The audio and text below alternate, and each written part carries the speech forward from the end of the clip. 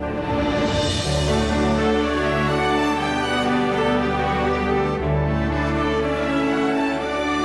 into a burning building is something like you'll never experience. The heat, the flames, the darkness. Some of us enjoy it. You know, it is scary because you're going into a building you're unfamiliar with. You have no idea of layout and you're trying to find your way through. Even with your protective clothing on, you can feel the heat, but it's challenging, you know, because you have to get in there to that fire and put that fire out. And you come back out and the fire doesn't. So you have the feeling of victory at the same time. But most people won't ever get to experience that. It ain't fun.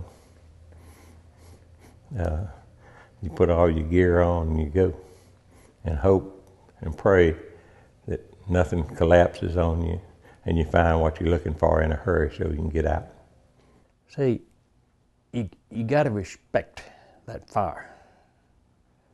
I've had a few occasions with them and all. I've had a couple buildings fall on me. Before I ever became fire chief, right down here at the end of this road, they had a building down there that caught on fire one night that the roof caved in.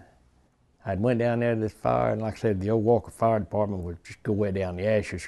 The building was already burnt before we got down there. But they had a roof across, it was a little convenience store type building, you know. And they had like a lean-to roof all across the front of that building. Well, this hadn't burnt yet.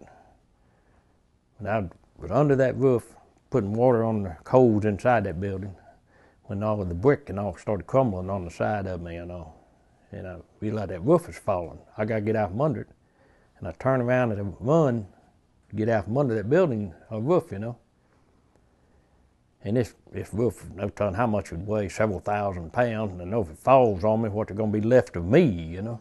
So I turned and tried to get out from under it, and when I turned around, I got feet tangled up in the fire hose trying to run, and it tripped me. When I fell on the ground trying to roll out from under it then, I looked up and that roof wasn't but just like 4 or 5 feet above me.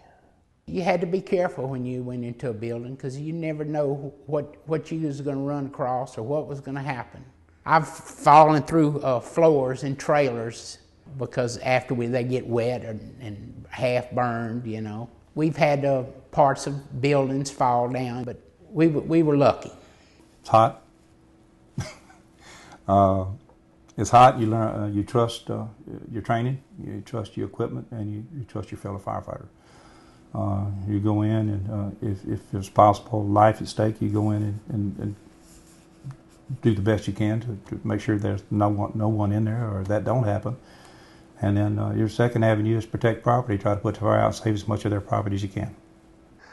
As a firefighter, it's both exhilarating and terrifying. I'm sure you've watched TV shows and talked to people before. They talk about that fire literally has a life of its own. Well, it's almost like a living being. And to know that when you go into this home, that things could really turn sour. Your visibility is very limited. You've got a limited amount of air because you're carrying everything that you have to breathe on your back. You're dealing with temperatures into the thousands of degrees. You're pulling a heavy piece of hose behind you to help control the fire. You've got all this heavy equipment on. It's a challenge. It's something we'd rather not have to do, but if you trust in your equipment and you trust in your training and you have learned how to control the situation properly, it's very exhilarating. It really is. Walking into smoke is tough. If you can see flames and they're pulling the smoke out, then it's not too bad. You can see, I'm gonna put the hose right there and do some good. I'm gonna put the hose over there in a moment and do some good. But into smoke, where do you put the hose? Finally, you just shotgun the hose. It's when you get to think about it, you really don't want to think about it because, like I said earlier, everybody's running out of a building when you're running in. A lot of adrenaline. You focus on all your training, everything that you've had from day one, and you try to get in there and do what you can to find a fire, put it out, and get out of the building. It's very stressful, high amounts of heat, debris and stuff falling off of walls and stuff. So you try to go in, make the quickest attack you can, and get out.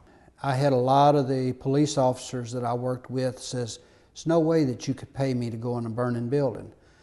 Well, I worked K-9 for almost 9 years, and I would go in a building with a burglar in the building, or sometimes an armed robber or something like that. You'd take your dog in there and you'd go in a building.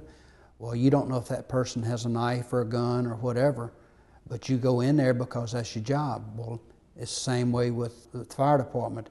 You go in trying to put the fire out so that these people don't lose everything. You try to be as safe as you can because you want to be able to come out of that house, but you want to be able to stop the fire and save as much as you can.